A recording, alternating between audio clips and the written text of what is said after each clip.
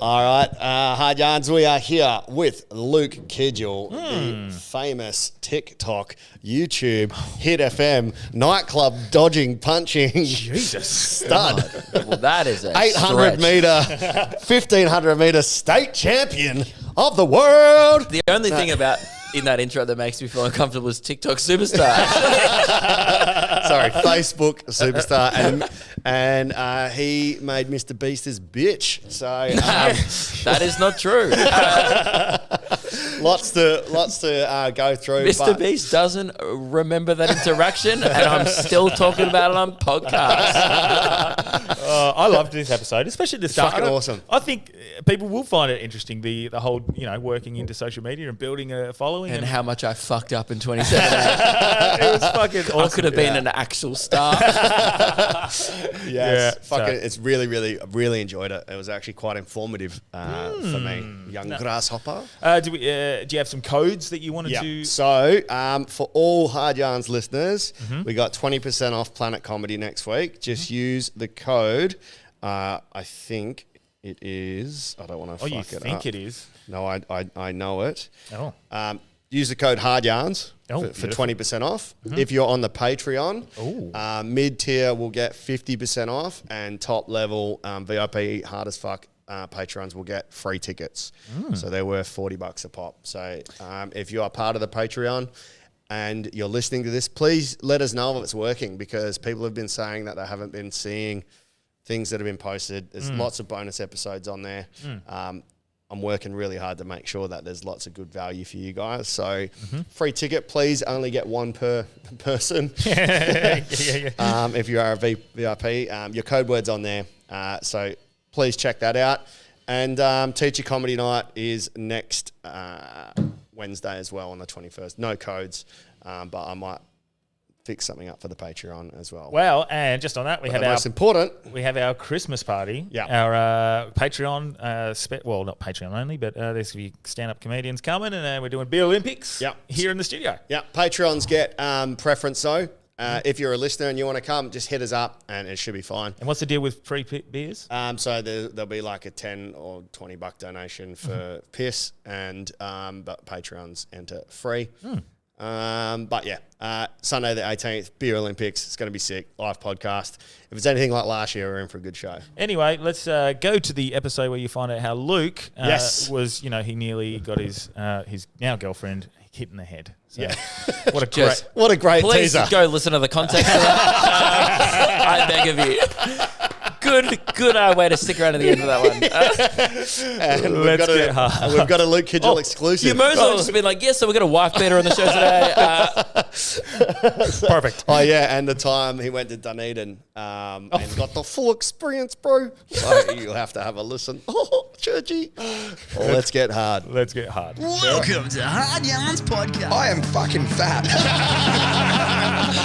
Anything Chris White says, please disregard it. 5D is actually a state of being. It's a unity consciousness. That was Hard Yarns with me, Frankie Rose. So I'm going to throw it over to your co-host, Daniel Delby. And Cameron Brand. I would do this and then I'd gong. Free in attendance for the millions listening at home. Let's get hard.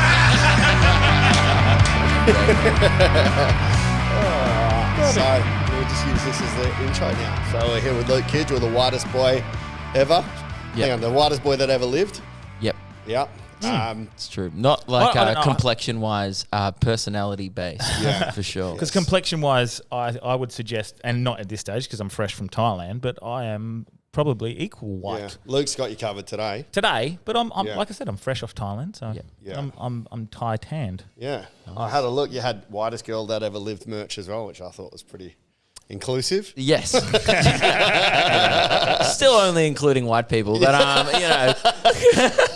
no, see so there. It was one of those things where it was similar. We were just talking to Wolfie, who was just here before the podcast. I'm not sure you should talk about him. Right. Well, we were talking about, has you already discussed on the show? No.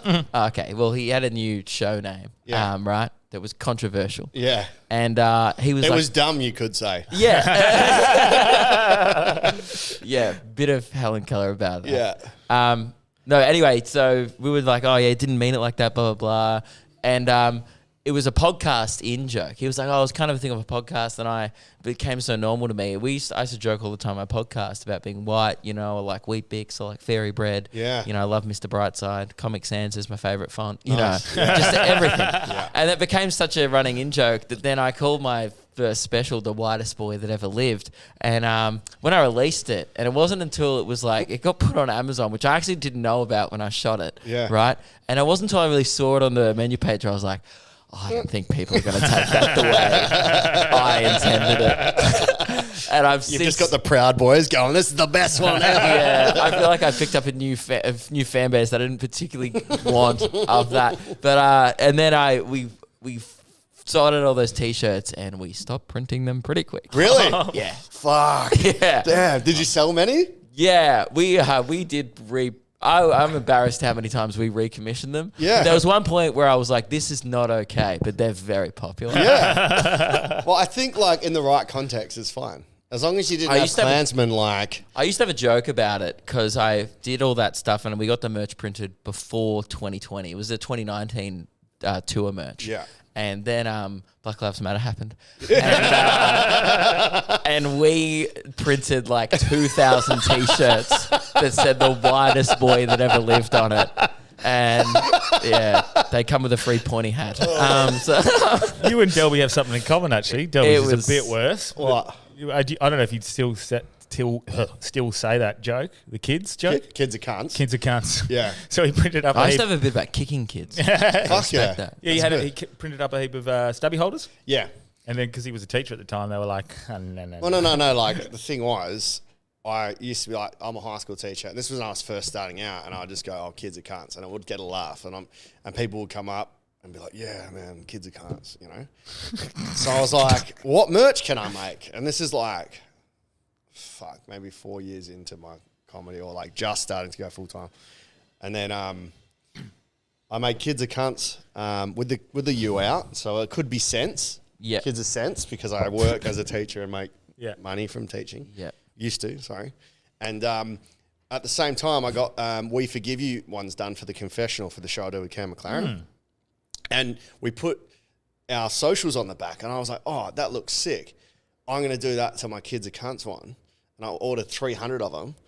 And then as I got 300 of them with DanielDelby.com, Daniel Delby stand up at Daniel Delby on the back, my mum's like, Daniel, you're a teacher. You can't have that. Because if any of your colleagues or your principal gets it, it says kids are cunts, you're a teacher, the education department will find it, and you'll fucking get in heaps of trouble. And I was like, oh, fuck. Lucky mum. You're right. So I had $1,500 worth of stubby holders. I still have 250 of them. You're starting to sell them now, though, hey? Yeah, I can get rid of them now. That's good. So if anyone wants a Kids Are Cunts, you can have them for cost price. I want a whitest boy alive one. Yeah. Please don't wear it to a rally. That's all I ask. Oh, classic. So you've just almost finished your run over here? Yes. Yep. Came back to do a few shows. I love Perth so much. It's good. I mainly come back for the weather and the vibes, but I had a similar situation where the tour finished. I did a big long tour this year called Cheers to That. And then we got a bunch of stubby coolers delivered, like 500. And I was like, well, I need to do extra shows because I need to move these. Yeah. So I'm half here to work on my act, mainly here to sell stubby coolers. And it worked. So that's good. Sick. Yeah. So, I was like, where's the highest population of alcoholics in Australia? Let's go. So did you get rid of more? Are you still in the process? We're still in the process, but we got rid of a few, which is good. So if you want Cheers to That, LukeKidgell.com. You get a little stubby holder. And because you're what I admire about you is I've noticed the hustle. You talk about you're printing your merch and stuff, but you're working hard, but you're still so young. Yeah. How old do you think you're I a am? baby? 26, is that right? You're 26? Okay. Yeah, well, that's I young. think because How did you know that? I think you said it on stage at the gong. Yeah. Okay. Yeah. You're like, I'm 26. It is part of my act. So, like... You're quite the detective. I got down to it. But, I love seeing, especially the younger guys, girls, really trying to work hard and work on their craft and get somewhere. And, it wasn't until, I was 30 till I realised I wanted to start doing stuff like this. So, yeah, you obviously... Oh, it's not me. that's Jehmal. Fucking Jehmal, our producer, killing it. I'm interested because you've started that grind pretty early. Yeah. To get to where you are now, it doesn't just happen overnight. So because you would have been like 22 going into your first special.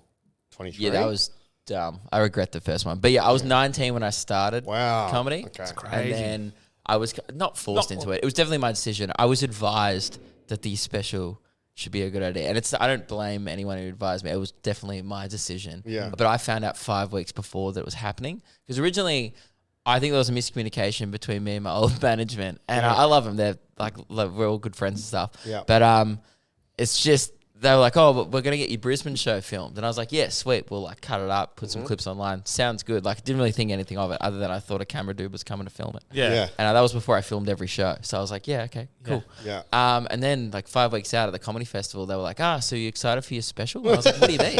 And they're like, we're going to pitch it to Amazon or Stan. And I was like, what are you talking about? Wow. And at the show, I didn't love the show that I was touring. I was like, it's fine. Yeah. And I'd already put a bunch of material out. So most of my good stuff was already online. Yeah. So I had about 9 months of material to draw from. Fuck. And I was like, and I just, look, it was fine. And I had one take and I did it once the night before because I tried to cram old stuff into it. You did your whole hour once the night before? I did it once to 50 people on the sunny coast the night before. So you didn't film it twice wearing the same clothes and stitch the right? No, it was one take. And then I also had never been in front of more than 200 people before. And it was like 400 people. So it was a pretty big jump as well. So I was like super nervous anyway because I was like, this is the biggest show I've ever done at the time. And then... anyway, it's fine. Yeah, it's fine. And then you know how many times you said it's fine? It's not fine. It's such a white woman thing to say. It's overcompensation. It was one of the things where my fan base enjoyed it. From how far as I know, like people, I got really positive feedback from it. Sick. I knew deep down it wasn't my best work, and now I just keep it on my website behind a paywall and don't even encourage people to buy it. So where did the original fan base really start? Like, 'cause that's I was doing like videos, like sketches, like everyone on like Facebook. See, when I started doing comedy, Facebook was still popular, so I put a lot of energy into blowing up on Facebook. I have like 300,000 followers on Facebook now that it's just there. Like barren wasteland. I'm like, I put a lot of effort into that. I never really built up YouTube, which I regret now. And because that's the grandfather. It's just survived. Yeah, it has. It just keeps living. It survived. It pays. Yeah, it's definitely the golden platform to be on. And anyway, so I was doing sketches. I had this like series blow up called "You Don't Own Me" in like 2017, where I ignored signs wearing glasses, and it was such a basic joke. I feel like I've seen this. It's like it was honestly it's like one no of the most smoking, viral. No standing. Yeah, it was like one of the most viral videos of like 2017 or something. That so how old you. were you? How old are you? 18? Feeding ducks. No, I would stuff? have been like 20 by then, because I think I'd been doing it for a couple of years. I would have been 20 or 21 by then. So much more mature. Yeah, exactly. But it was terrible. And then I blew up in the Philippines because the joke's so basic that you don't even need to know English to understand the joke. Yeah. It's just like, sign opposite. And I did it in a funny way, and then a lot of people, like Mr. Beast, actually copied it and did a version of it. Fuck off. Yeah. Do you want to hear like my biggest? You want to hear my biggest ever L? Of all time? Yes. Mr. Beast asked me to collab with him in 2017. Fuck off. And I was such an asshole about it. No, dude, I don't need you. Yeah, that's my idea, you dog. Just the biggest fucking YouTube star. But at the time, you got to remember, Mr. Beast was not that big, but also like wasn't very well respected because he used to do stuff like just rack people's content, and like he just stole my video idea and did it 3 times. Oh, right. Yeah, and he was doing like stuff where he was like would say Logan Paul for like 10 hours straight, just weird things. Like he was like, I'm gonna say, like the video was like saying Logan Paul 100,000 times or whatever. Yeah. That's the worst version of Candyman ever. I never message people on because the guy just shows up, does the splits, and looks at dead bodies. I never message people on Twitter, so I still have the messages. Yeah. So this was, and you got to remember, I regret this now, and I actually have changed my perspective on this. If Mr. Bass is Can listening, you message him back right now? Just go, Jimmy, please, I need another chance. Have you replied to him since then? Read us out what you got, because it could be so funny if you go, "Hey man, just wondering if you still want to." If you still want to collab, I'm doing pretty big things now. You should say.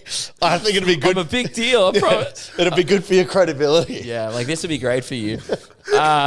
You need this. Yeah, so I've changed my perspective on this, but you got to remember at the time, this was when remember H3 Productions was blowing up by there was a real thing of content theft, and it was the first part of the internet where it really wasn't cool to steal other people's content. Yeah. And now it's just a free for all. Now no one gives a shit. Yeah, and they now literally stitch. Yeah. As in trends and shit. Now it's a part of built into social media apps, but at the time it was really frowned upon to there was some people that got caught out for re-uploading others. Remember SoFlo Antonio and all that shit on Facebook. There was all these people that blew up off just reposting other people's, and it was a bit of a sin. Just literally taking it, reposting, and then getting paid for it. Yeah. Wow. Yeah. So, which That's was smart, but shit. Yeah. And it was it was a real thing of, because the internet was so new not the internet, the social media was still quite a new thing. Yeah. They assumed it was theirs. So it was a real grey area at the time, and people were kind of being content police of that's not cool, and people were trying to keep it organic. Yeah. And it's probably just Joe Rogan moving into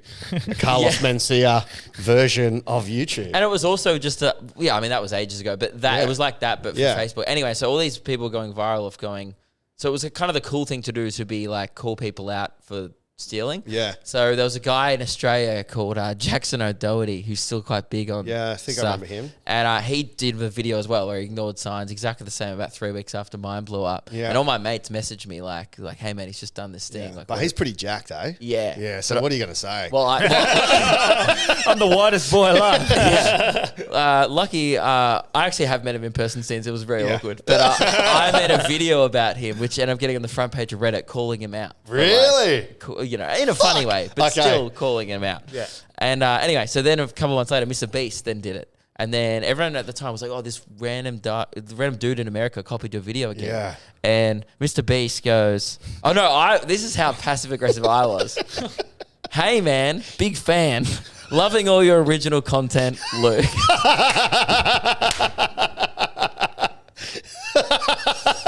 Now this is aged very poorly. What did he reply? He goes, hey, I want to shout out one of your social media since I took heavy inspiration from one of your videos. Do you want me to shout out your Twitter or channel? I go, channel would be great, man. Thanks, Luke. And he goes, what would you say is your best video? I want to steal it. And I linked him the video of me calling out Jackson. That's so good. That's meta microaggression. And because he's a busy dude, he didn't check the link. He didn't even watch it. So he linked it below his video for a week, right? And then he goes, and I always felt bad about this. He goes, now I feel bad. I saw you on a big meme Twitter and didn't know you had a channel. And then I didn't reply to that. What a big dick move of me. Then he messages me again, right? And goes, where do you live? It'd be fun to collab and make one of these You Don't Know Me videos for both of our channels. Oh. And then I never replied to him. Wait, do it now. Can you reply? Can you just reply now? What was funny was I messaged him. So my mate Lewis Spears was doing a stream once. You remember when Mr. Beast blew up from doing all those videos giving streamers money? He'd go into streams. Yeah. And Lewis, my friend, was doing a stream called Streaming Until Mr. Beast Gives Me $10,000. Yeah. And I linked him the thing. I said, get in there, mate. And then he replied, this is a year later when he was already quite big. Yeah. And he goes, I'm filming a video with my megaphones. Haha, sorry. So even after my saltiness, he still replied, what? Jimmy's got to be the nicest dude on the planet, and I'm such a dick. Did he say, I'm filming with my megaphones? Yeah, and then I remember the video. He had this, it was one of his first proper videos where he lined up 100 megaphones and yelled through them to see how loud they could all be at the end of the line. And that was such an iconic Mr. Beast video. Yeah. And on set, he was like, oh man, I'd love to jump in, but I just can't.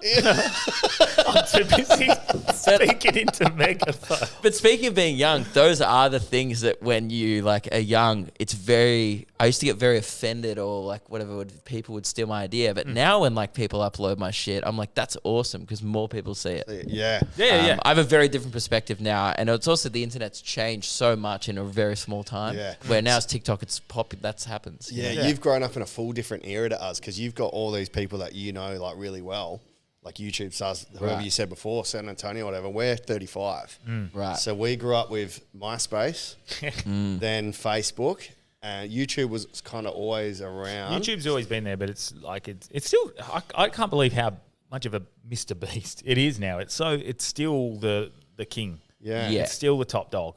Yeah. But it did go through its ebbs and flows. You think it's going to die, and it always stuck around. And then they were the first people to monetize. They've always been like kind of the first to do everything. Yeah. And the other social medias follow suit. But now TikTok's changed the game, and now everyone's following TikTok. Like the short form content. Yeah. Like now YouTube's doing shorts, trying to compete with that. Yeah. Instagram's doing reels. Blah blah blah. What was your strategy after Facebook then? Because you've got all these followers. Did you just try to push them towards TikTok or? I mean, I still upload on Facebook. It's actually where I make more money on Facebook still than YouTube. I was trashing it before, but when videos hit on Facebook, they're still monetized. So still kind of go big. How can we do that? Because just stand up videos. Those posts stand up on there. We've got okay followers. We've got like 11,000 followers on Facebook. It's okay. It's only like 5% of what he has. Yeah, exactly. but we get like 1 million reach a month, which is okay. But surely there's a way to monetize that sort of stuff. How do you monetize Facebook? Teach us. You just like post it. If you post it in the Creator Studio,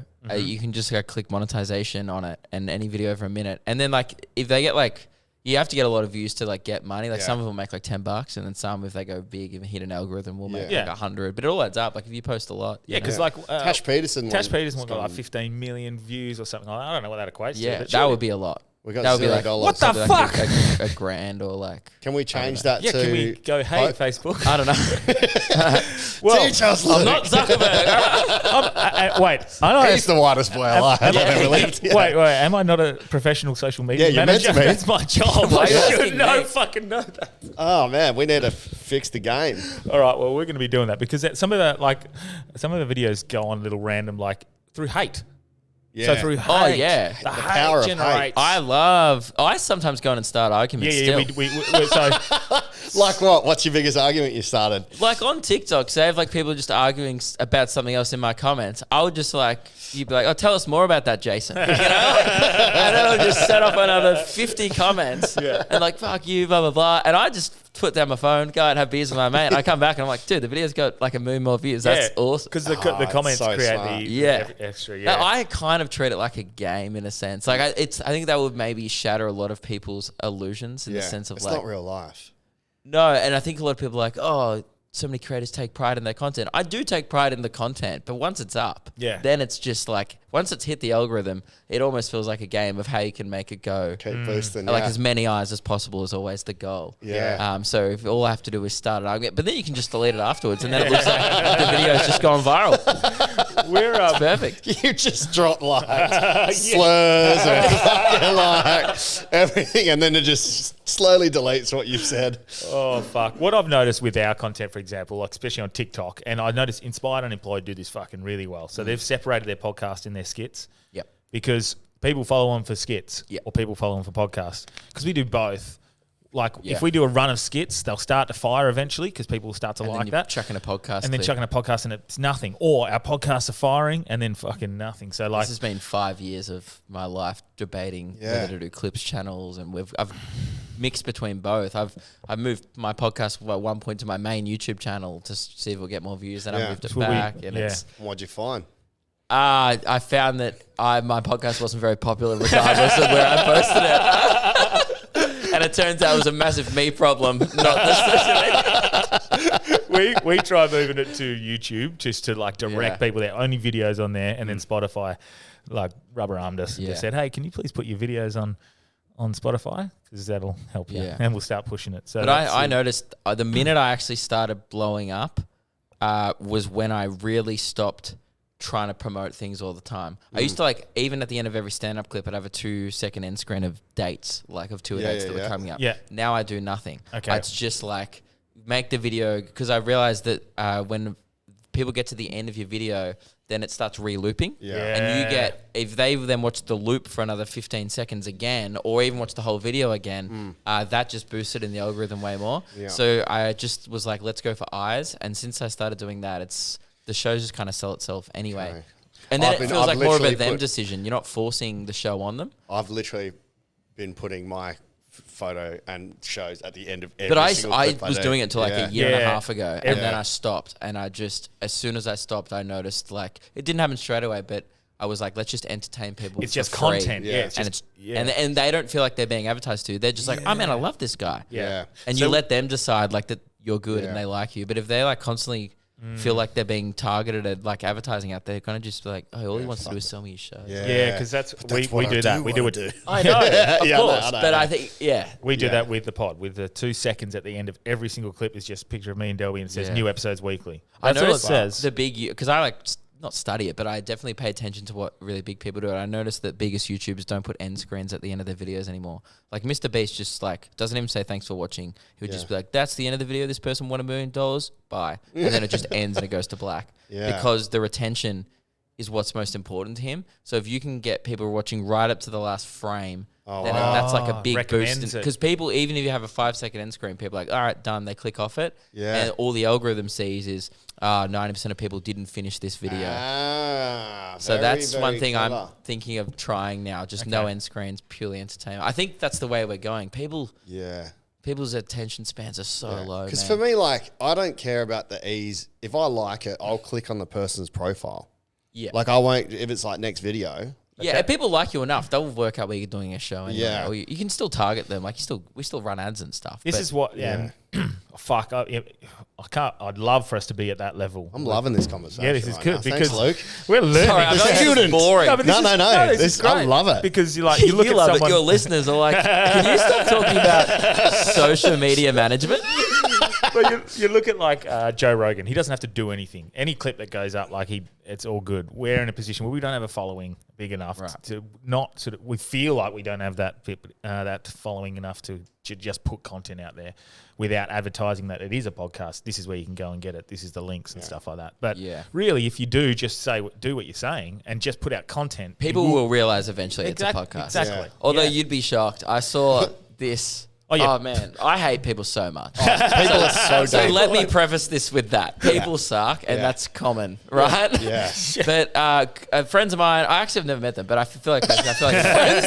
I speak to them online. Anyway, you know, like other creators or whatever. Yeah, actually, like Mr. Beast. I realized I said that. Yeah, they're not friends. I think I've met Ryan. I don't know. Do you know Tony and Ryan? No. I speak to Tony a lot on Instagram, just because we play to each other's stories and stuff. It's actually weird. You know, It's you feel like kinda you know cool, though. people. Yeah. And you're like, oh, wait, I've never He's met like you. an online pen pal. Sure. Yeah. Anyway, so Tony and Ryan is like a really big podcast in Australia. They're going great. I think they're just on Spotify now or something like that. I just saw Ryan post something the other day, and I've been thinking about this for a week, and it's so funny. He reposted one of their fans, and they post podcast clips, right? Like, and they go really big. That's how they blew up, right? Yeah. And people are like, oh man, I watch these guys' videos, and all they post, by the way, is podcast clips. That's the only content. Yeah. Yeah. No sketches, nothing. Yeah. One of them, the person was like, oh my God, I've been watching these guys for 2.5 years and I've just discovered that it's a podcast. Oh and I my was God. Like, are they wearing like podcast headphones and they're everything? in a studio at a radio station talking in mics like this on a podcast for 2 years, and they're like, only now have I discovered that but it wasn't even that this was a podcast. They go, I've just discovered that my two favorite people have a podcast. Oh my God. Like, you've been watching it for 2 years in chunks. I hate people so much. And that's not even me. That's not even...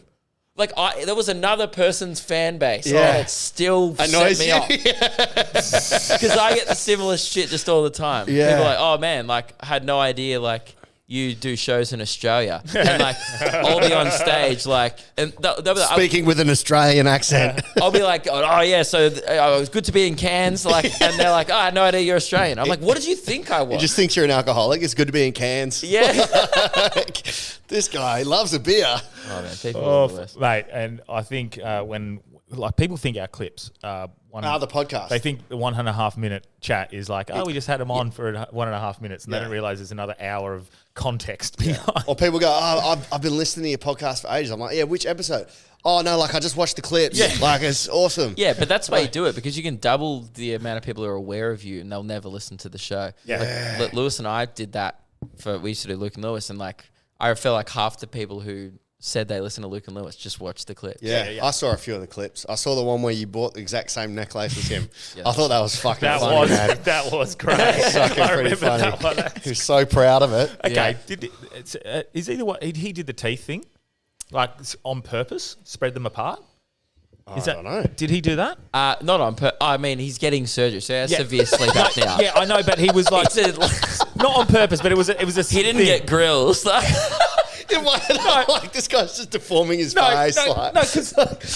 Because he did content on Reel. Now, correct me if I'm wrong. And he did the progress of they were spreading it apart for a reason. Why? And then to get the surgery. So he's getting this surgery where this is my old podcast host. He's another comedian, Lewis Spears. He has severe sleep apnea. Yeah. I feel like this isn't my story to tell, but you've asked. And he's getting his jaw move forward. Yeah. Okay. So it's not blocking his airways anymore, and it helps you. It's it is a thing that some people get done cosmetically because it will make him look like a Giga Chad, but that's just a healthy coincidence. What's a Giga Chad? Just like a fucking movie star. He'll look 10 times hotter. It sounds like it's a deep throat surgery. Yeah. You're moving your jaw forward. He keeps going dude, once I get to this surgery, it's going to be over for you. He's like, I'm swallowing it all. Yeah, he's like, you will no longer be the most attractive member of this duo.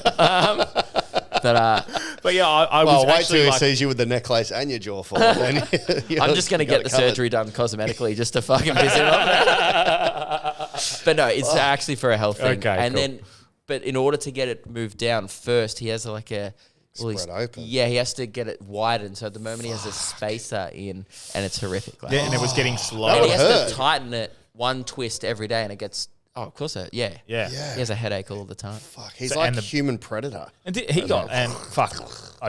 maybe we can talk to him about this sometime if we can set it up. But he got in trouble badly for some comments about the Queen or something like that. Or He just did a bit about it. Yeah, and it just went viral and he got in trouble. But In trouble by who? Oh, not in trouble. By fucking he Queen? he called out on Courier Mail or something like that. Or, a lot of news publications. Good publicity. Yeah, exactly. He sold at Comedy Festival, right? It was Fuck the royal family. Did I tell you about Prince Andrew? Fucking run that. Jeez. Meghan Markle can now drive safely down tunnels in Paris. Yes. Yeah, classic joke by Branchy that you'll hear tonight, Luke. What was I going to say? So when did you do your first gig when you were 19? Did someone sign you up? Did you always want to do it? Or did you what's the word I'm looking for? Transition.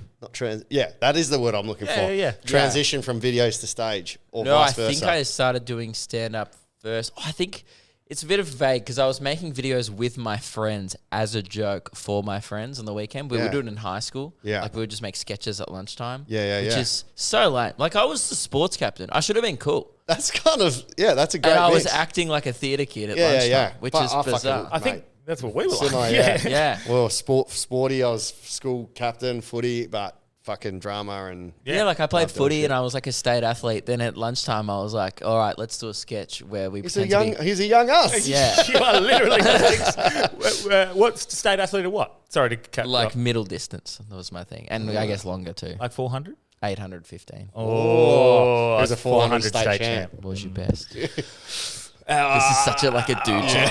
What's your PB? At 15 years old, I ran 50.5 or something. Oh, I never ran that far. Not in the 400. Nah, but Could you run sub 2 in 8? Nah, I got 159 once. Okay. Yeah, I did 158. That was my best. Again, look at all the flexing boys. Yes. I had to do it to him. After he said he beat me in 400, I was like, I will not take it. That doesn't sound like a very white guy alive thing to be good at. Longer distance running. Well, I'm a spindly white guy. What's the Aussie white guy? That's the Craig Mottram? No. Recently, Peter Boll? No. Jeff Risley? Yeah, he's a white guy. No, who? Jeff Risley? I can't remember his name, but he did really well in the 1500 and the 800. Oh, I know what you said. I feel bad that I don't remember it. Yeah. From the state runners. Yeah. Carry on next. Yeah. Australians give a shit about swimmers and athletes once every 4 years. And then that's it. Yeah. Once the Olympics is over, you Done. do not talk to me about that. Unless you're Matt Shervington, you remember that cock forever. Dean Bianca. Yeah.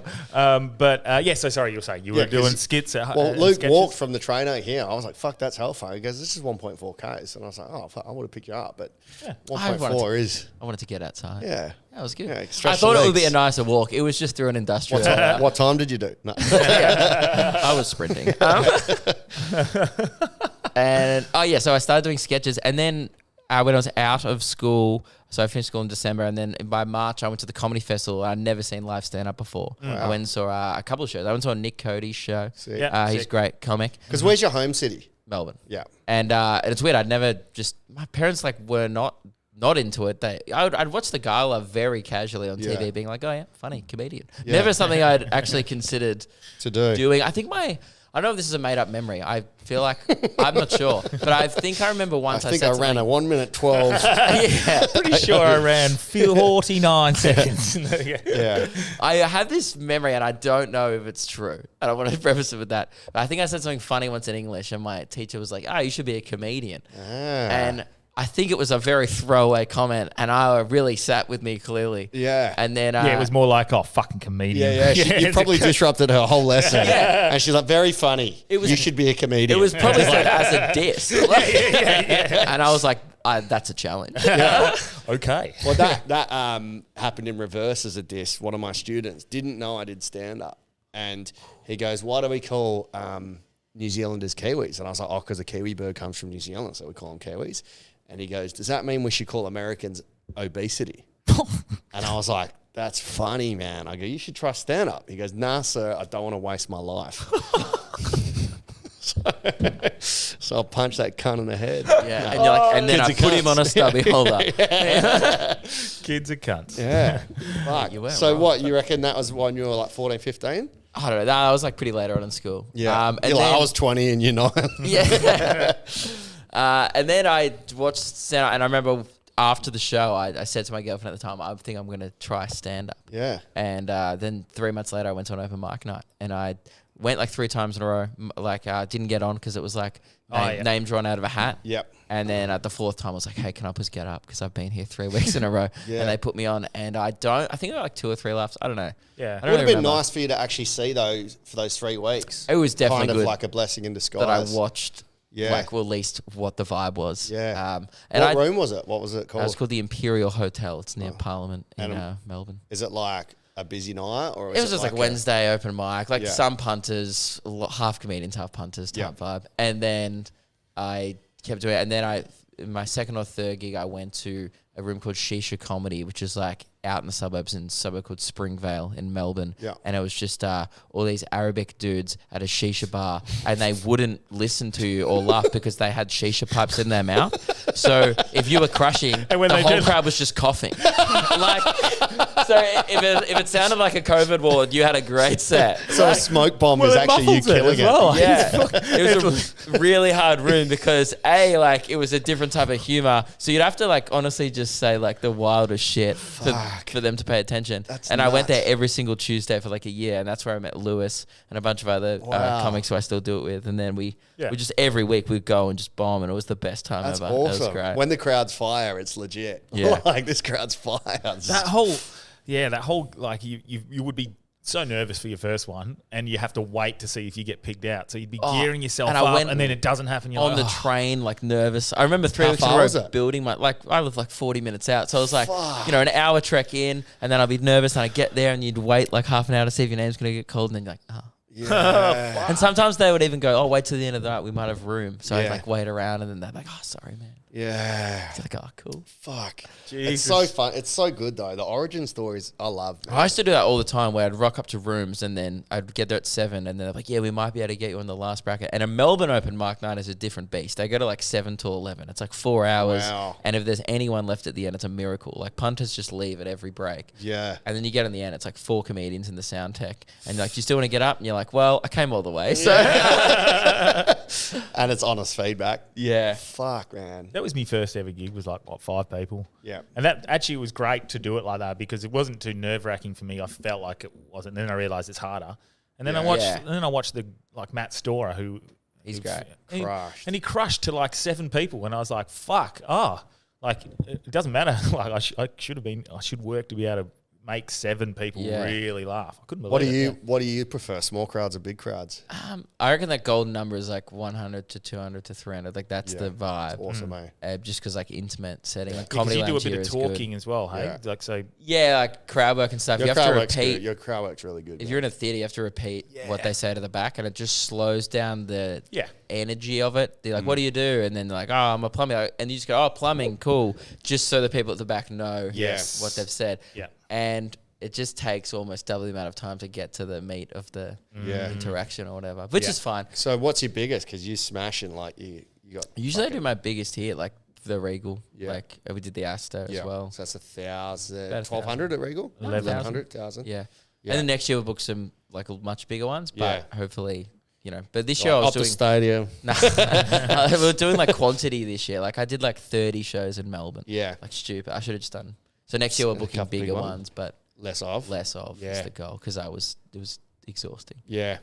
I think I did it's like doing a fringe festival about all the time. I did 170 shows this year between like Feb and September. That's sick. Yeah. But it's good. But like you said, you'd be fucking ruined. Yeah. There was like an 11-day period where I did 19 at one point, and it was just like no days off. And it wasn't even me. It was I toured with like 5 or 6 people, so we're all just traveling around. You drive 6 hours a day. This is like in regional Queensland. Yeah, 2 shows a night, and just exhausted. Cooked. Was it like a Luke Kidgell show or a lineup show that you were doing together? Oh, like all my shows. Yeah. Like just so it's like an hour. That's of me sick though. every The night. fact that 2 you've hours got every enough night. people to come to shows. Yeah, it's cool. That's awesome. Oh, that's why I was just like, I'm never going to complain because like this is all I ever wanted to do. But it's draining as fuck. Yeah, there's some nights where I was doing 3 a night. I did like a 4 p.m. show because we just couldn't like. It was a good problem to have, but we couldn't keep up with demand. People like add another show, and I'm like, all right, well, we're doing a uni, so let's just do a 4 p.m. show. And people turned up, and it was a good vibe. Wow. It's like light outside, and they was on the beers, Sunday Arvo. That's it was sick. great. it's incredible how like having a prior like popularity in a sort of almost unrelated field, and you look at someone like Inspired Unemployed and these sorts of other sort of viral people, and then they can develop an audience and go, I'm putting on a show and just fucking sell out a I mean, I think the only reason why I sell was because I only post stand up now. So I go viral of just doing that. So people want to see that. When I used to do sketches, I didn't used to translate as much, and I think that's maybe a bit of as soon as I just picked a lane, because I was like, oh, I'm a podcaster, I'm a YouTuber, and I'm a stand-up comedian. And people some people knew me for reviewing The Bachelor with my girlfriend. They were popular videos we did. Some people knew me from sketches from 3 years ago. Yeah. Like shit never said on public transport, like shit like that. Yeah. And then some people like, oh, I watched your stand-up. And the only people I noticed... I was like, I used to ask people after the show, why did you come? And they're like, oh, I watched your stand-up. Yeah, and right. some people are like, oh, I watch your videos, and I thought I should check to see if you were funny live. But those people always came in very apprehensive because they didn't really know. So as soon as I just picked a lane, I was like, I'm going to do stand-up and podcasts. Yeah. Boom. Like then it started That's going sick. Because for me, man, I've got Who's Rhyme, my freestyle shit, stand up. You're incredible on Thursday, by the way. Thank you. You took out the Gold Show. It was awesome. My girlfriend's been talking about that for a week. She's like, you should be funny. Thanks, man. Yeah. It was just something different that I tried. So wait till you see me tonight. Singing Christmas carols. Did the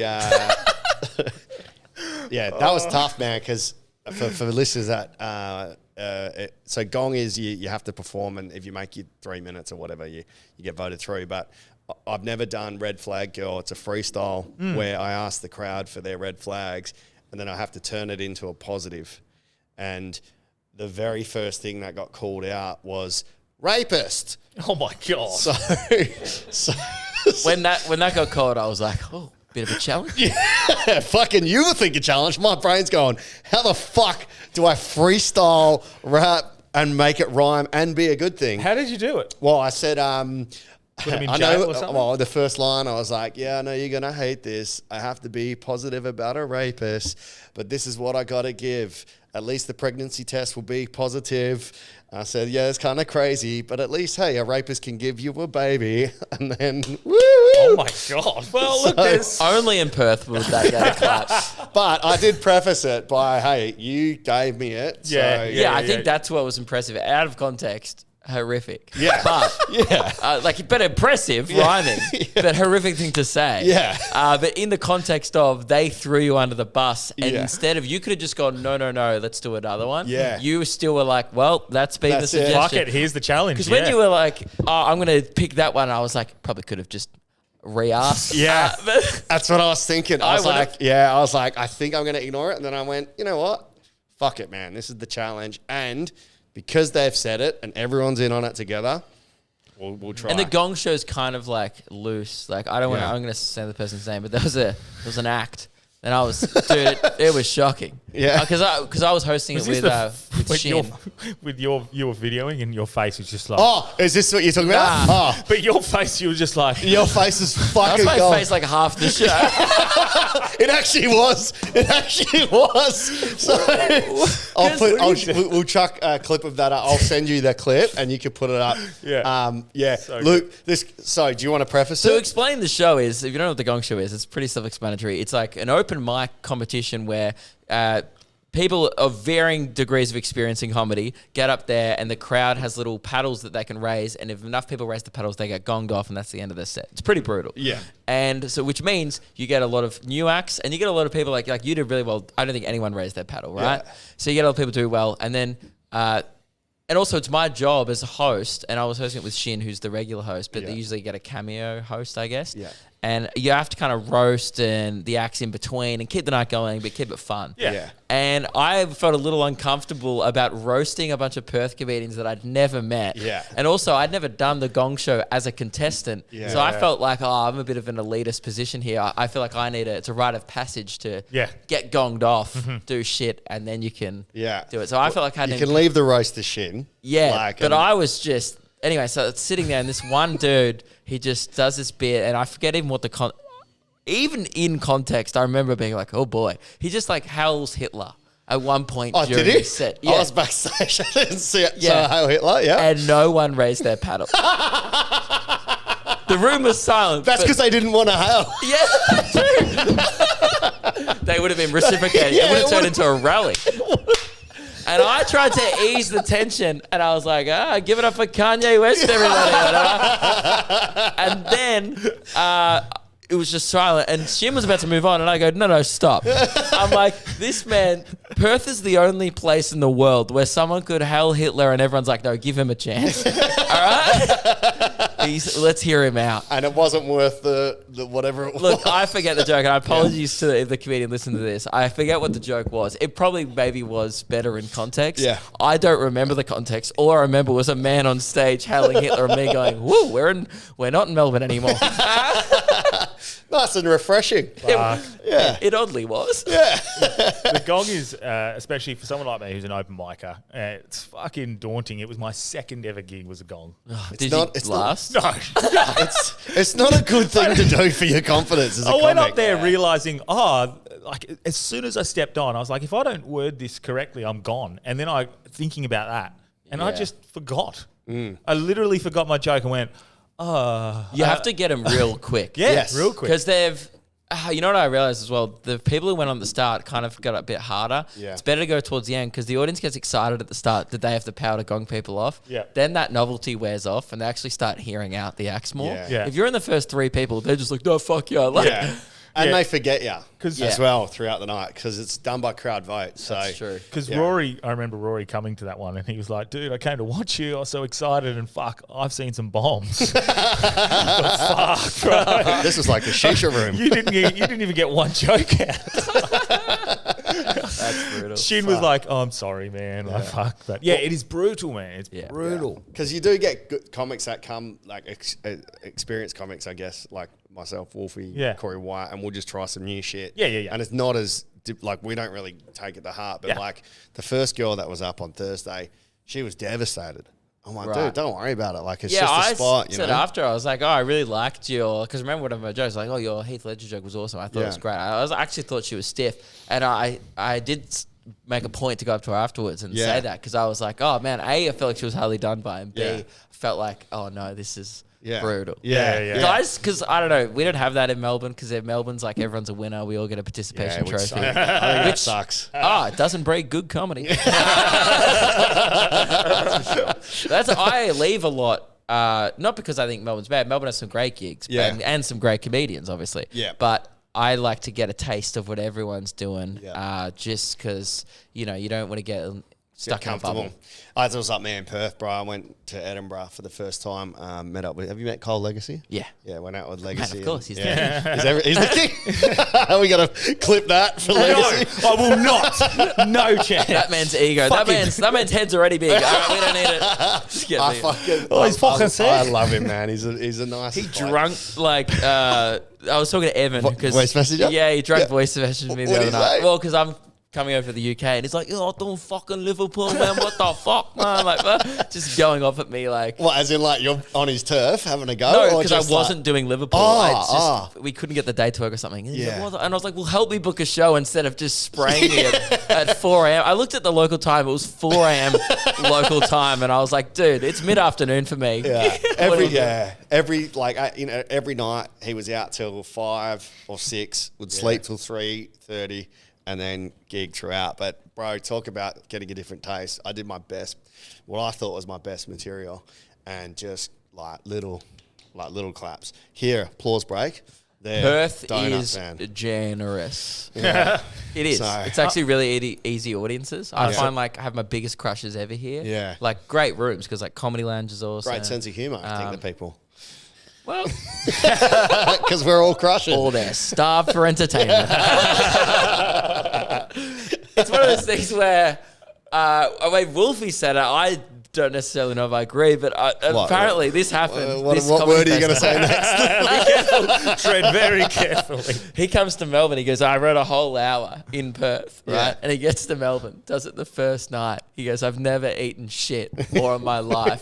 He goes, I scrapped the fucking whole show. Because he goes, I realised that Perth audiences will kind of just giggle at anything. And you get to Melbourne and they're like, go on. Like people sit there with their arms folded. And they're like, make me laugh, dude. Yeah. It's a different vibe. Like Clint Eastwood's. Yeah, sure. Like make my day. Yeah. But also in Wolfie's head, a bomb is a crush to anyone else. That's true. He needs applause breaks every 15 seconds or it's not like I agree. He's exhausting to watch though. He can't do an hour. I love watching him. I mean, after 25 minutes, I cry and then everything's gone. Watching him break down is the appeal. It's like you buy a ticket. It's great. But it gets tiring. Like it's so hard. I filmed one of his specials once, 3 different cameras. I was trying to juggle all of that and trying not to shake in the camera when I'm laughing, I'm crying. And I got exhausted. Yeah. Exhausted watching. Just like he's so unpredictable. Yeah. But it's a good thing. That's great.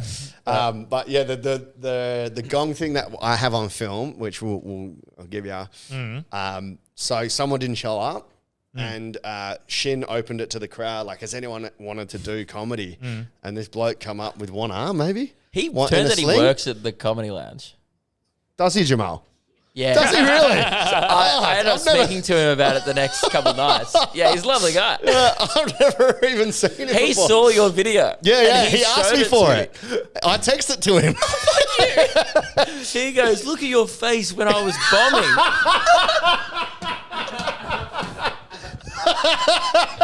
Oh, fuck. And I was like, oh, sorry, man. I was just trying to figure it out. The reason why I was looking at him like, just mind boggled because he opened it up to the audience. Yeah. And then this guy just runs to the stage. Yeah. And I was like, when have you ever been in that situation where someone from the crowd gets up, they usually tell an old dad joke. Or a racist joke. Sure, like an Irishman and a whatever walked into a bar. It's usually some hack stolen thing. Yeah. Kind of like a Christmas Mr. Beast. Elvis Presley, come on, man. I wrote that though. And so I'm like, it just shows how shit my fucking brain is. He's calling me. But yeah, then I was like, but then this guy just launches into like, so I was at the thing. I was in a mental hospital. I was like, this guy has had this prepared for this moment his whole life. So I was staring at him like, oh my God, this is his calling. This is his 8 Mile moment. Yeah. One shot. And then he gets to the end of the story and the guy just forgot the punchline. I was like, anyway, I think there was a punchline, but I forgot. Good night. It just failed. It was it was fucking hilarious. But I was there just like my face was like yours, but when I saw your face, I'm like, I need to film this and send you it, just because. But then I was watching you watch some acts later, and I'm like, half the time you were genuinely just gone, what? Why did he hail Hitler? Well, let's not make too much of an issue of it, because maybe we should film his face tonight when I'm on. He's got earplugs in. He's turned around. He's not even watching. I found it quite hard to hear the acts because there was no fold back. Yeah. So the audio's going out the other way, and you can't really see their mouths moving because I'm like almost behind them. Yeah. So I was really focusing on trying to hear what they were saying. So I was like, now we know what you look like when you're reading emails. Just sort of like, what's going on here? Who's complaining? it's also my Mr. cum face, Beast. so.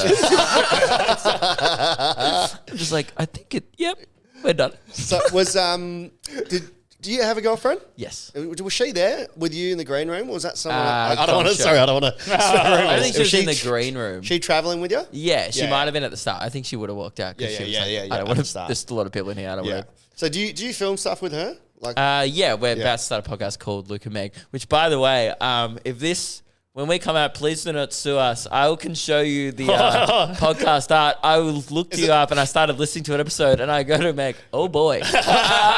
We've gone with a purple and white text. And now in hindsight, I was well, you better message us on Twitter and just say, can we collab? Yeah, I don't know if I have a picture of it. I don't know what it Let's is. Purple was so coincidental because of this beautiful piece of art that Delby has. I got this on Etsy, and then we had an astrophysicist in, and it just we were also considering a space theme, but we're not going to do that anymore. I need space. We're also going to be called the Hard Yards. Yeah. But then I realized we looked and think, a lot of people are running with the purple thing because it's a very gender neutral color. Because we're a girl and a guy, we didn't want to run with pink. It's not gonna. Yeah. So we went with like something. I quite like purple, but I learnt colour of sexual frustration is purple. Yeah, right. So that makes sense. I wore a purple suit to my ball twice. So when I was year 12. So probably goes a far way. That's pretty good. Yeah, I don't know if I have a photo of it. Yeah, I want to see this. Oh look, man, imagine yours, but it's just us. I'm not. Have you got a parrot on the shoulder? Yeah, That should now be Jehmal. That hasn't been updated. We've got Jehmal's face on. Yeah, I don't have it. But we. We'll keep an eye out. Yeah. We'll send you a little message. Legal notice. And you just send back, I'm on my microphone. Sorry, mate. Want to cease and desist. Yeah. My megaphones. I won't stop until you message Mr. Beast back. Oh, you already did? But today? No, because... No, right now. I wanted to go, just sup. You know what's funny is, yeah. Again, not friends of mine, but acquaintances who I know, like other creators who I've done stuff with, worked with, have been in Mr. Beast videos before. Like they've done the hand on the Lamborghini type. Oh yeah, right. Things and stuff. Yeah. And what's funny is like, oh man, he's such a nice guy. Yeah, he seems. And everything I hear about him, I'm like, God, I feel so bad. I did see that stuff. I watched the Rogan episode. Yeah, and just I watched him on Flagrant.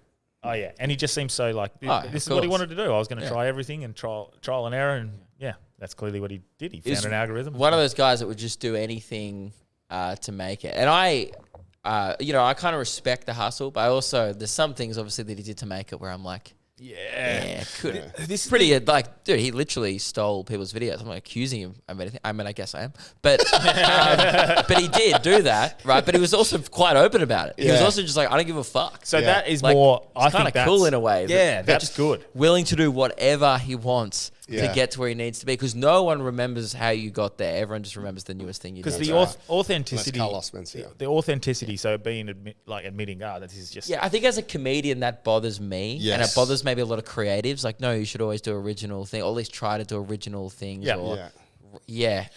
I think that's why it bothered me, because I was like, I used to think of ideas, Google them, and then if someone had done them or exactly the same thing, I would try and think of a new version of. I would do formats that had been done, like things never said. Yeah, comedic formats. Jokes. Yeah, like what we did. Yeah, to have a comedy special. Well, I just think building something over a longer period of time, organically with authentic, like who you are, is going to build a stronger audience anyway, and they're going to stick with you. So for longer. That I didn't blow up when I was like 21 properly, because I used to have people coming to my shows. Yeah, and And I'm glad now that it was just that. Yeah. Like I would sell like 100 or 200 tickets in every city, and that was my tour. Yeah. That's and still, great. that's what 3 years into comedy. But that's great. Yeah. That's the thing. It was awesome. But I'm very glad that I got time to get a little bit better. I even still feel like now, you know, when you try well, you always think you're good. Like 3 years in, you think you're killing, and then you look 3 years later, you're like, oh, fuck. Well, I was about to say, that means you've improved, though. That's good. Yeah. But you say that you like that. You always wish want you didn't blow up at your ability to be as good as like where you are. And I now often, even when I'm in a big room, I feel like, oh, my joke's good enough for this space. Okay. Yeah. Because I feel so comfortable and crush in like a club, and I love doing that. It's great, but like you get into like the Astor or the Regal, and you're like, oh, it's not the comedy lounge. Yes, because when like I guess when you're our age, so another 9-10 years away, You're going to be... you're going to look at where you are now and go, Mr. Beast. You know, like... Yeah. I wish... I'm glad that more of my following... Because you might blow up even bigger. Yeah. I'm glad more of my following didn't follow me just then. Yeah. I guess you're always continuing to It's evolve. good. And Now I'm progress. at a comfortable point where I actually have eased up on the online stuff, particularly since I've finished touring the last 2 months. Yeah. Because I'm shooting a new special with the last 2 years. There's material since COVID. Yeah. So I'm putting a lot more energy into just making that a good piece of work creatively rather than like trying to sell tickets. Because I feel like I spent a lot of the past year because I bought on my brother. Now I have like 8 employees. Sick. So like... Are you your own manager now? Or do you have... my brother and me like partners. Like he's like books all my stuff and he's sick. my business manager. And, Awesome. You know. Did that get him out of a job he was doing? Yes. What He was- was doing like the whole suit, Collins Street. Like, Really? Yeah. So he's switched training on? it in. Very switched on. Is he younger or older? 2 years older. Nice. And That's he pretty cool. had like an actual job that he had to walk. He was walking away from like a bit of cash as well. Yeah, right. He was working his way up. Like he'd been there for like a few years. And once you get involved in the corporate world, you can, if you're really good, you can work your way up quickly. Did he enjoy it or not really? He enjoyed it to a point, but then was like, I think he likes now the thing of, he probably works more hours now because we're super busy. We booked another 130 dates. Nice. He told me this morning, he's like, we had 140 emails that I had to reply to in the last week. Yeah. 'Cause we're doing New Zealand. We've got UK shows. Sick. Like a lot of Have stuff. you done UK before? No, it's the first time. Cool. And you've got following there? Yeah, it's gone well. Man, Sick. dude, I almost like sold out London like 2 days. That's so was dope. shocked. That's Wow. fucking awesome. Just couldn't believe it. Is it a big theatre? Like a Or like- 500. Fuck yeah, I think man. it's like you 480 think or it's- something. I love hearing this shit, bro. It's fucking awesome. TikTok, really? Do you think, or what's the? A bit of every. Yeah, TikTok I blew up on a lot, which was like, that was just fortunate. That was Timing? Like, it was timing. Also, the fact that I had 3 years of clips. Once TikTok became a thing, I had 3 years of clips I could repurpose and just put straight on the app. So kind of like everyone's like, oh, he blew up overnight. But I'm like, yeah, but I had these edited from 3 years ago. I worked really hard for 3 years, unknowing, I guess, that TikTok would become a thing. Yeah. It kind of blew up quicker than most other people because I was already in a position where I had my own audience. I had shows to film crowd work at. Yeah. Because a lot of comedians will upload crowd work from gigs, 10-minute spots. And it's really hard in a 10-minute spot to have a crowd work beat the crushes. But 20 minutes into your show, you've already got them warmed up with material. You can kind of just go away casually. What are you doing? Yeah. Get way better results out of your own audience. That's what I'm working with at the moment, is just anything I do. I just put up the riffs from like dating shows and that where it's never going to be repeated. Yeah. But it is, you're right, man. You fucking, it's tough until you get. But now I've created like a system where I do so many shows on my own that I don't even feel the pressure to get clips. Like we film every show, but sometimes like shows are like, nah, nothing usable. Just delete the footage. Do you edit it or do you get your team? I have a couple of dudes edit for me now, but I still like. It's fucking time intensive. I'll always watch it before it goes up, and you know, because I'm very like particular about how like why they go viral. Like when one doesn't go viral and one does, I'm like, all right, what's the difference between the two? And usually the one that does is there's a big laugh in the first 15 seconds. So I'm always like, nah, don't start it there. How can we just cut to straight to the funny bit? Like let's start it as it gets juicy. I saw what Rudy did the other day. Have you seen Rudy? From Adelaide. Yeah. He put the punch at the start and then the joke at the back. I was like, oh, that's pretty interesting. Yeah, I've done that for on YouTube where you put the juicy bit, then you go Luke Kidgell versus crowd title card, then it starts. Yeah. So.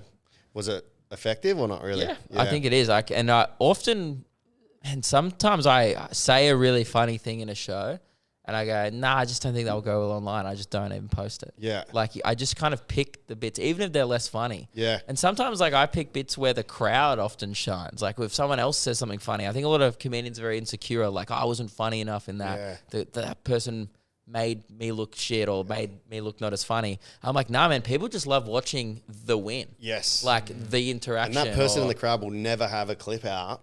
Yeah. So you got no need to be jealous or whatever. Yeah, and usually the person in the crowd's just stoked. Like, yeah, man, put me up on your Instagram. That's awesome. Like, and I usually ask people after shows, like, hey, do you mind if I post that? Because I hate getting messages. I've had a couple of times where people are like, oh, can you take it down? Really? Yeah. Now we put up signs and shit at shows. We've had that. Yeah, we've learned the hard way. But I try and do it where we usually meet the crowd, or I get my filming dudes at the show to quickly go up to them after show and ask permission if I've had a good interaction that we think we might use. Yeah. But even like, surely now you can just have on ticket when they buy the ticket. Yes. Everything in the show is... So legally, yes, I can just go, Yeah. nah, fuck you. But I also don't want to make someone uncomfortable. If it's not worth it. We're exactly the same. We were literally talking about Yeah, this we today. have theatres and millions of followers. We have so many adoring fans at our shows. Exactly the same in regards to like we've been having issues with people like That we're using skits or... using skits and they've asked to take it down, and we don't have to, but we're not assholes. Like, Yeah, of course. it's just like I'm not going out there to make people laugh, not ruin people's lives. So, exactly. And if I think a person could get fired from it, then great. But if it's a person, say if like there's an interaction where the person's been drunk as hell and are ruining the show, I'm like, fuck you, dude. I'm going to post that twice as much now. What's your biggest horror story?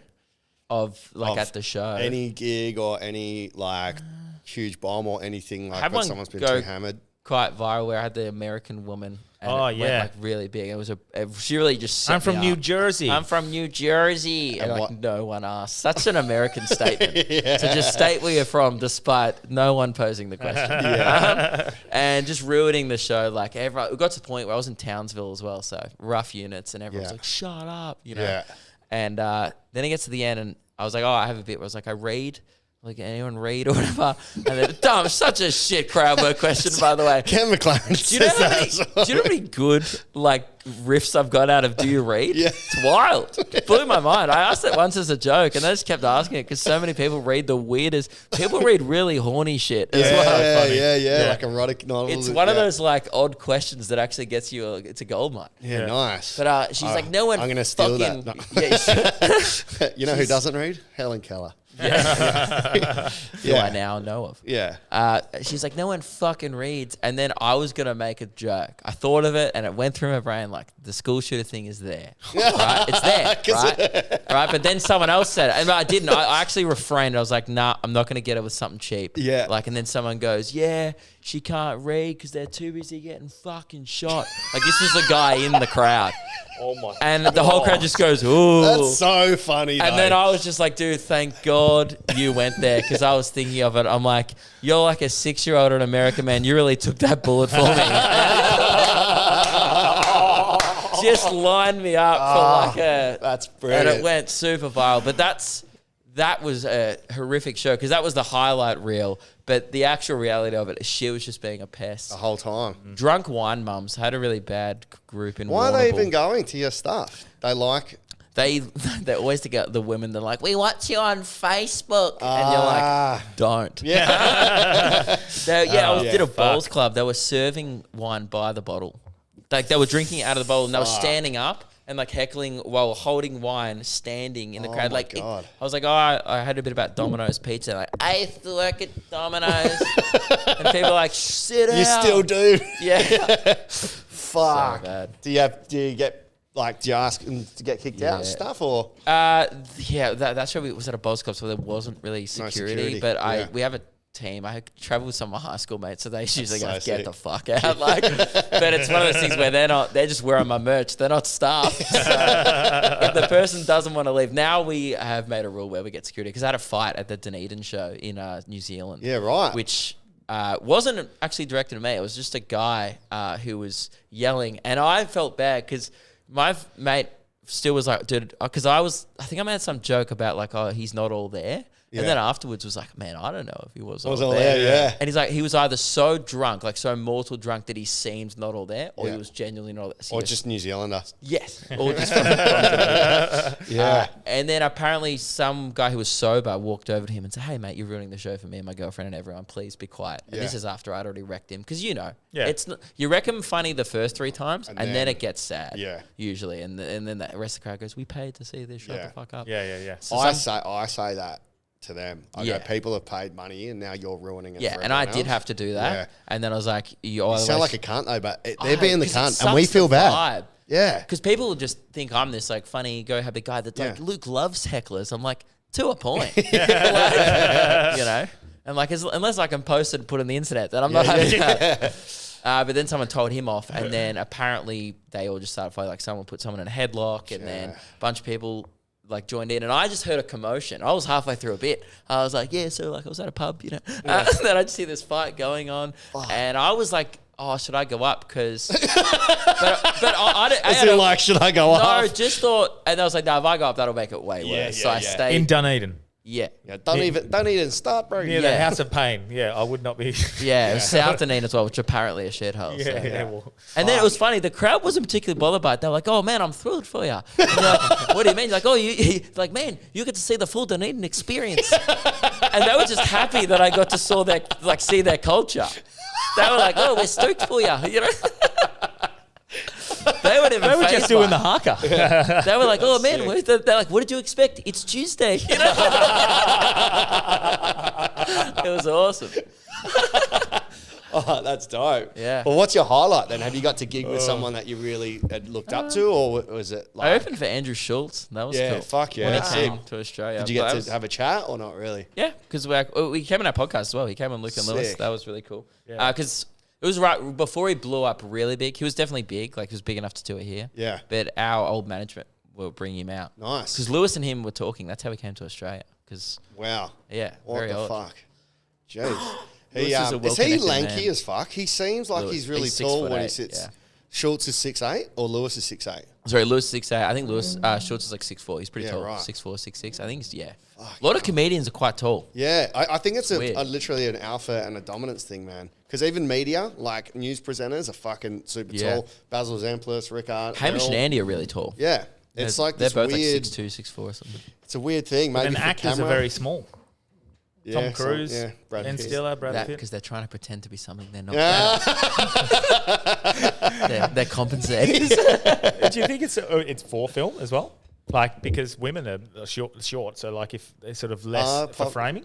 Yeah, that's a good point. Have you ever, same question back to you two. What, have I don't know, been like, short? No, like done a cool gig or like. Well, we had Dane Swan on the podcast. Oh yeah, for me that was he's like, a king, bro. Yeah, for me that was they like don't meet your heroes, and he's like one dude that for footy players that I fanboy over. All other footy players, because I used to play at a decent level. Like Branch, he went further, but when I was younger, what did you get? Were you playing like the waffle or whatever? No. Like I got states. Like my state side was Buddy Franklin, Andrew Swallow, all these guns. Yeah, right. Got up to 17s, and then my body exploded.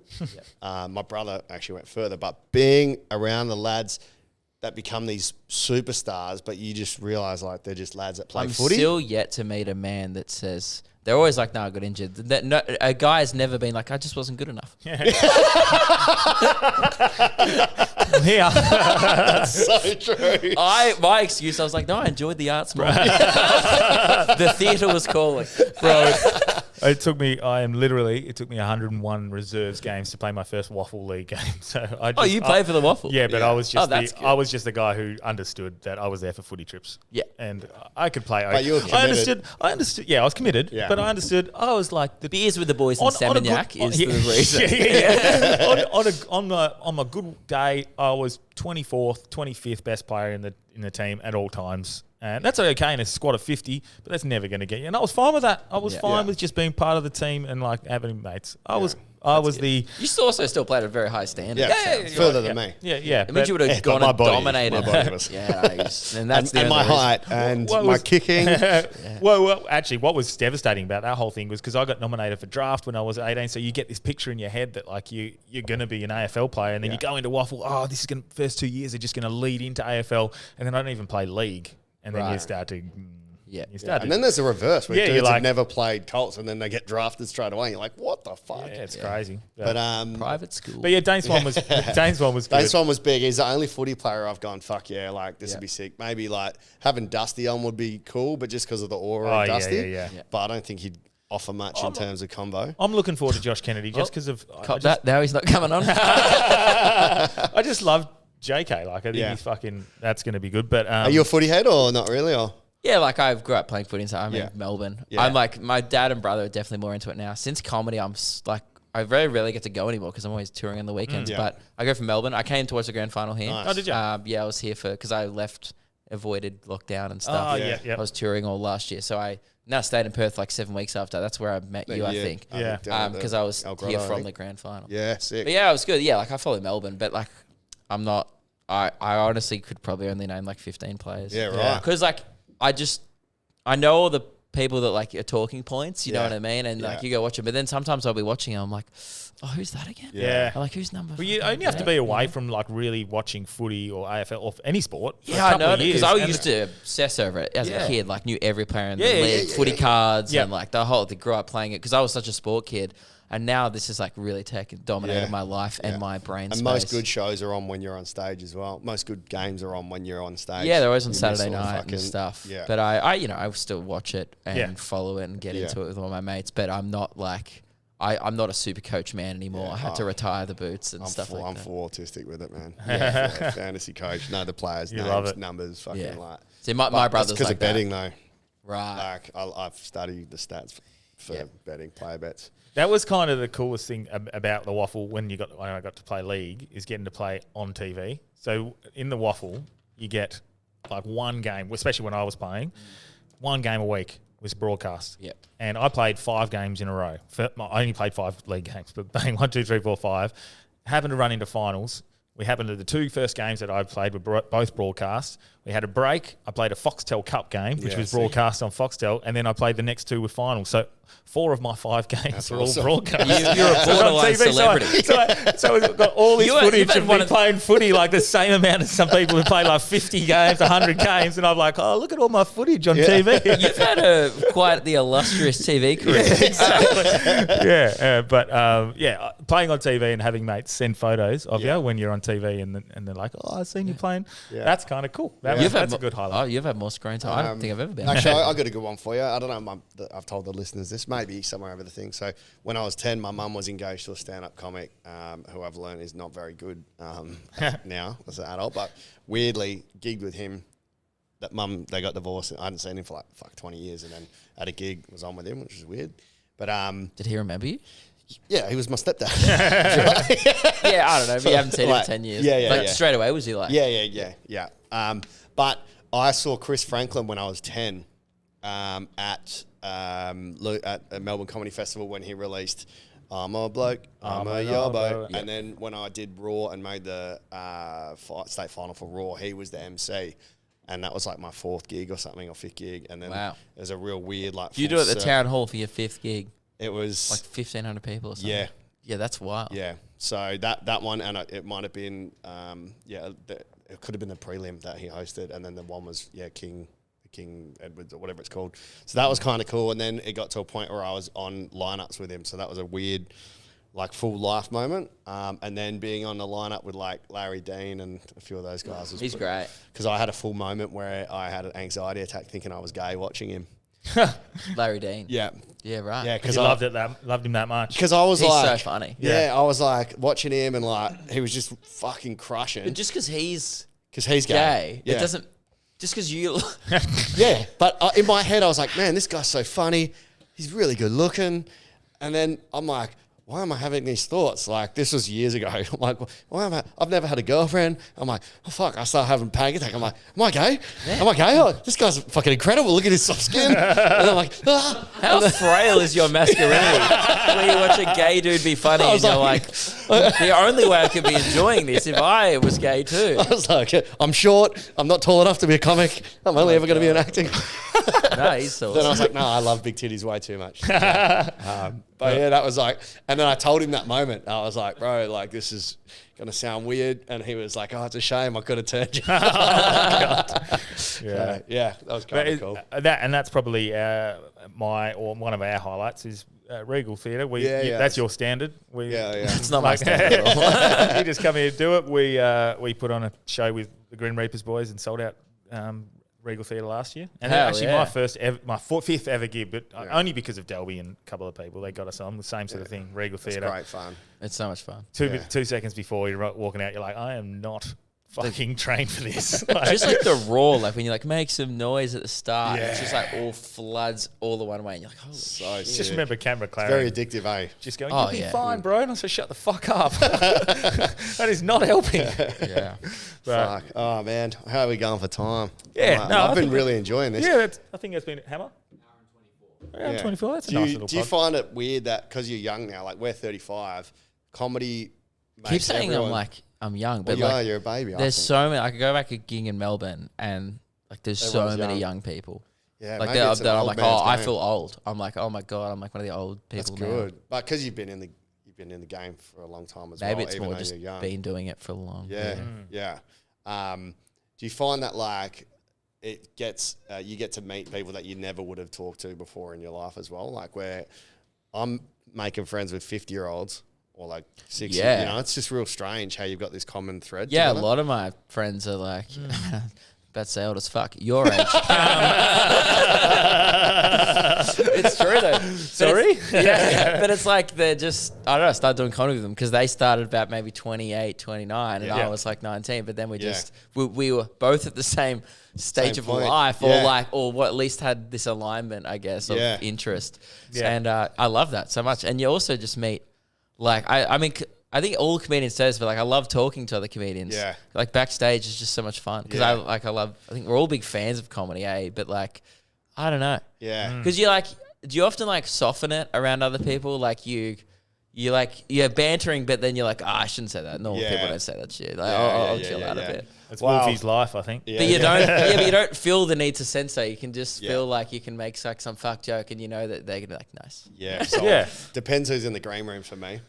Because, that's true. Yeah, in Melbourne, I don't do that. That's what I censor myself on and off stage in Melbourne. That's what I was going to say. Have you like, because you got such a big following now. Do you find yourself you do have to be careful? Do you feel like there's something to be lost? Yeah. Or do what's you think your thoughts with cancel culture and you can't because you got your own doing this? Yeah. Do you think you have enough of a fuck you sort of platform where you can go? I don't care. Like I think if you find me edgy, that is embarrassing for you.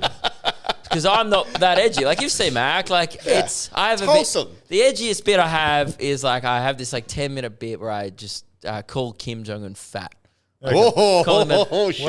Big, like the whole bit is just a big chubby wubby flubber or whatever, and the whole bit is like you can say whatever you want about a dictator because he's an asshole. And I make a lot of there's a few dog-related jokes in there. He does an accent. No, the eyes, like it's the whole thing.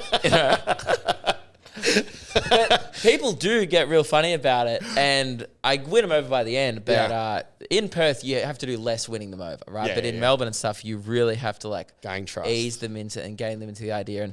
But I don't think I'm a very edgy comedian at all. But I've had complaints and blah blah blah of people. But that says a lot more about them and their little bubble that they're in online. Yeah. And I think a lot of people I track because they are off TikTok. It's a very young person woke culture and. I guess they know me as a part of that, so I think they just get shocked or they get the wrong idea of me. I think some people have a version of me in their head. They come to the show and I'm like, dude, I'm a fucking arsehole. and that's on you for not realizing that. Yeah. But that's fine. They'll never come back. But I'll keep getting the people that enjoyed it. And it takes years to cultivate an audience of what you want them to be. This year I did struggle.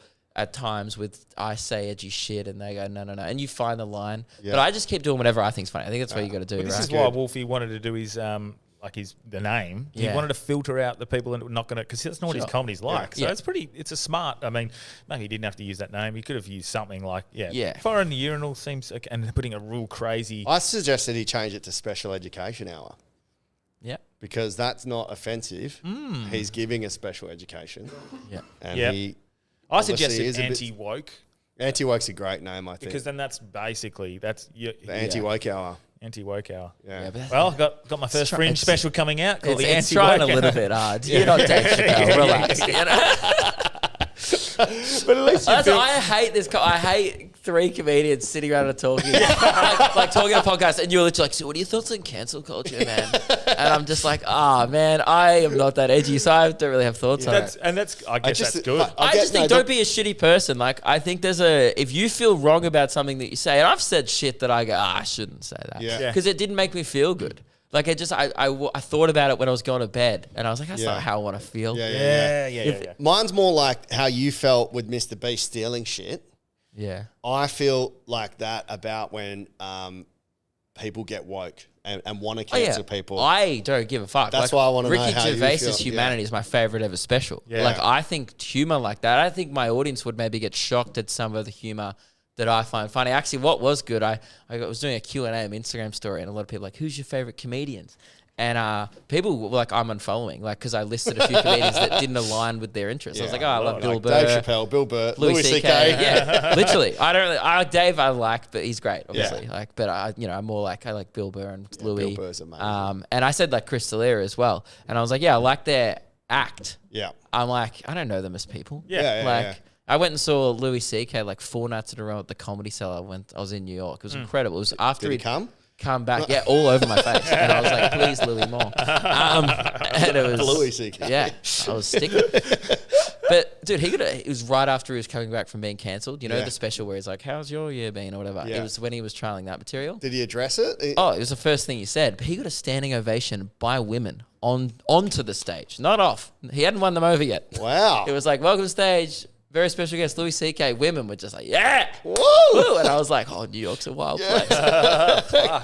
Fuck yeah. Yeah. Wow, that's sick. Because I was with a few people that actually thought they weren't sure about how they felt watching him or laughing because it was still, pretty recent. Sometimes, you just got to accept shit for what it is, man. If someone's doing something funny, who gives a fuck what else they've done, man? Yeah.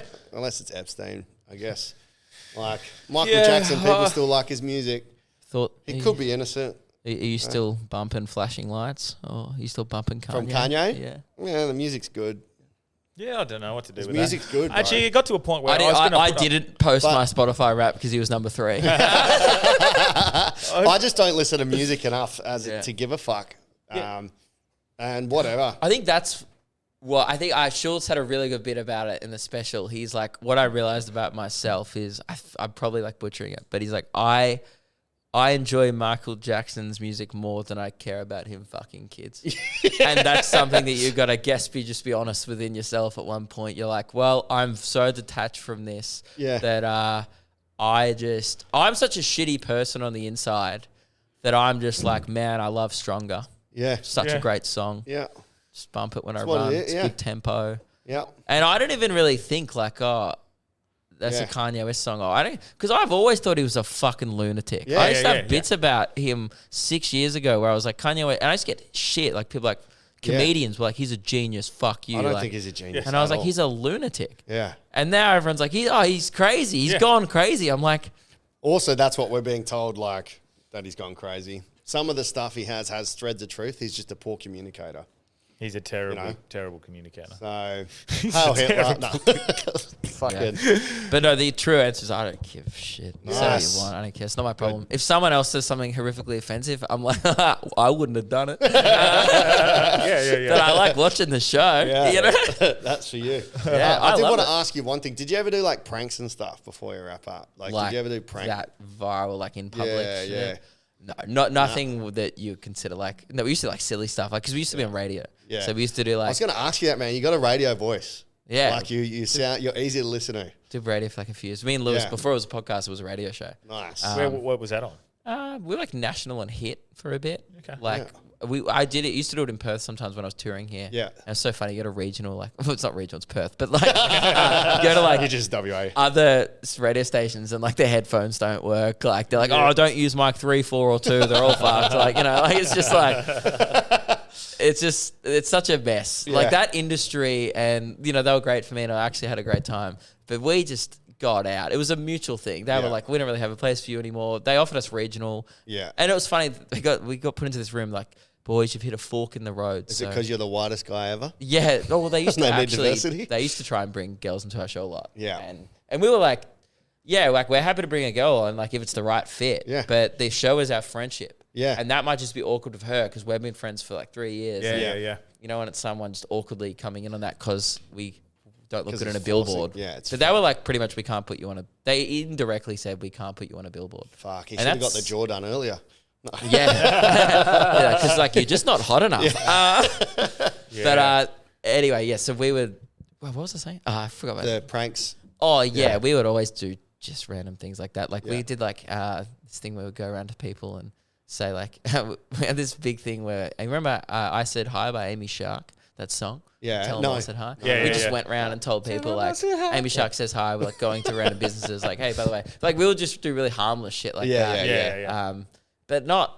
We would do like phone pranks, but then that became a bit dicey because then all the laws changed because remember the nurse killed herself after the royal prank. Yeah, there was a prank that happened where they called I remember that. thing and there was, and then then you have to like get Grim recorded Reapers, permission. If you're listening.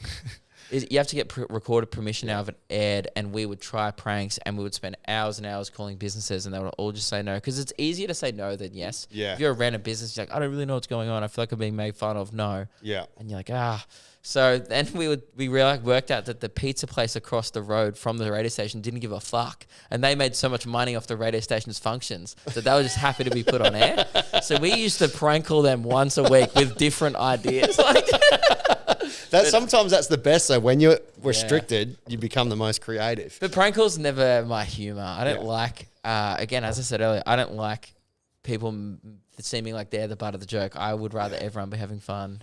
Mate, with the Reapers, our Buddha's one, but Brian Shields, do you know Buddha? He booked the gig that we met at El Grotto. So Buddha and Chris White, their potty, they do a prank call and do they ask permission? No, they just do it. No, of course. Do it. And those are the when best I listen, ones. I'm like dying on the inside. I need to fast forward sometimes because Whitey's so good at it that he's just putting this poor person through hell. That stuff makes me uncomfortable to listen it's so uncomfortable. I'm just like, let him off the hook. Tell him now. Tell him. The only reason why I can watch The Office is because I know it's fake. But like, because even that type of humor makes me feel uncomfortable to watch. And I hate watching public pranks where, you know, like they've got a hidden earpiece and they're like, all right, so go up here and say this person. He loves that. And I hate it because it makes me squirm and I'm like, because I've done public shit before, like radio where you have to embarrass yourself in public, and it's one of those things where like just do it now, get through it. People stare at you, you'll never have to see these people again, and then the content's good.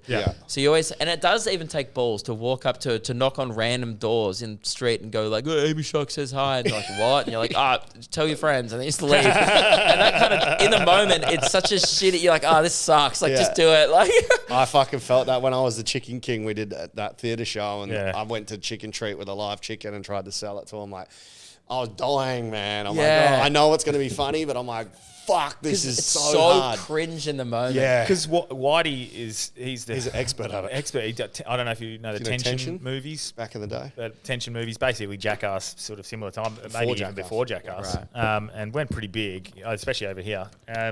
And so he loves that shit. And so he was just good at it. He was making me do so many things that I was not. Like, I remember we went out filming one day and there was a puddle on the side of the road. He's like, drive through it and splash the guys on the bike. And I was like, I can't do it. He's like, do you want me to do it? And I just wanted to seem like I was okay with it. So I was like, yeah, okay. And I just splashed these guys. See, I actually like watching.